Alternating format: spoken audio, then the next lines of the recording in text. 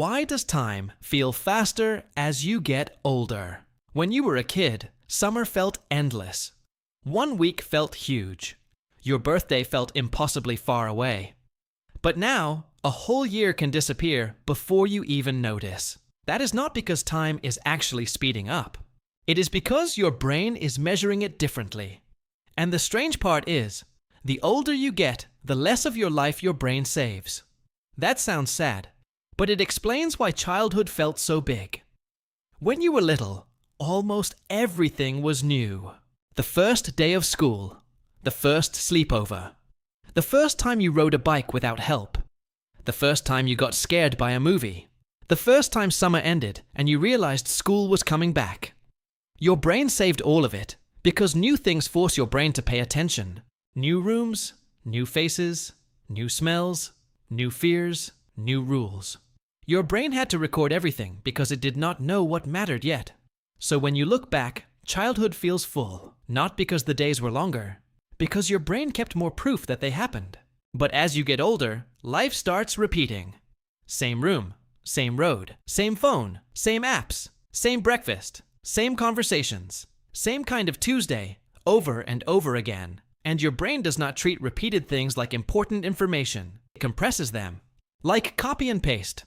This is why you can remember a random vacation from 5 years ago better than last week. The vacation was new. Your brain had to record it. Different streets, different food, different bed, different sky. But last week, your brain looked at it and said, I already know this one. So it saved almost nothing. The day still happened. You lived it. You woke up. You checked your phone. You ate something. You went somewhere. You came back. But later, when your brain tries to find that day, there is barely anything there. So it feels like time disappeared. And this is the part most people do not realize. Time is partly memory. Not clock time. Felt time. The time you can look back on. If your brain saves a lot, the past feels big. If your brain saves almost nothing, the past feels thin. A year with many new memories feels long. A year with the same routine feels short, even if both years had the exact same number of days. There is also a simple math reason. When you are 5 years old, 1 year is 1/5 of your entire life. That is massive. When you are 50, 1 year is 1/50th, much smaller. So every new year becomes a smaller piece of everything you have lived. But that is only the first answer. The deeper answer is memory. Because adults can make time feel slower again, not by changing the clock, by changing what the brain records. Think about your first day at a new school, or your first week at a new job. It probably felt long. Maybe too long. You had to learn faces, names, rooms, rules, where to sit, what to say, what not to say. Your brain was working hard. Every detail mattered. But after a few months, the same place became normal. The hallway stopped feeling strange. The people stopped feeling new. The routine became automatic. And once life becomes automatic, time starts to vanish. Your brain loves shortcuts. It has to. If it recorded every second of your life, you would be exhausted. So it ignores what it already understands. You do not need to remember every time you brushed your teeth, or every door you opened, or every time you unlocked your phone. But modern. Life gives your brain too many days that look exactly the same. Same screen, same bed, same scroll, same notifications, same little videos, same tiny hits of entertainment. And scrolling is especially strange. It can fill an hour with hundreds of things. Because your brain did not build one strong memory. It built dust, tiny pieces. No shape, no story. So an evening disappears, then a week, then a month. And suddenly you are asking, where did the year go? But your brain does not only measure time by memory. It also measures it by attention. When you are bored, time feels slow in the moment. A class you hate, a long car ride, waiting in line, watching the clock. Every minute feels heavy. But later, that boring time feels short, because your brain saved almost none of it. The opposite happens with exciting days. A trip, a party, a first date, a new city. In the moment, it may fly by, but later it feels long, because you can remember so many pieces. This is the weird split. Time can feel fast while you live it, but long when you remember it. And time can feel slow while you live it, but empty when you remember it. Your brain has two clocks, one for now, one for later, and they do not always agree. Childhood was powerful because both clocks were full. The present felt slow because you were always waiting. Waiting to be older, waiting for summer. But memory also felt full because everything was new. New friends, new fears, new places, new versions of yourself. A single school year could feel like a whole life. Because to your brain, it was. You changed a lot. You learned a lot. You became someone different by the end. But adult life changes quietly. You can go through a whole year and still live in the same place, work in the same room, talk to the same people, use the same apps, take the same road, and when nothing clearly changes, your brain has fewer landmarks. That matters, because memory needs landmarks. A first day, a last day, a surprise, a mistake, a conversation that changed something.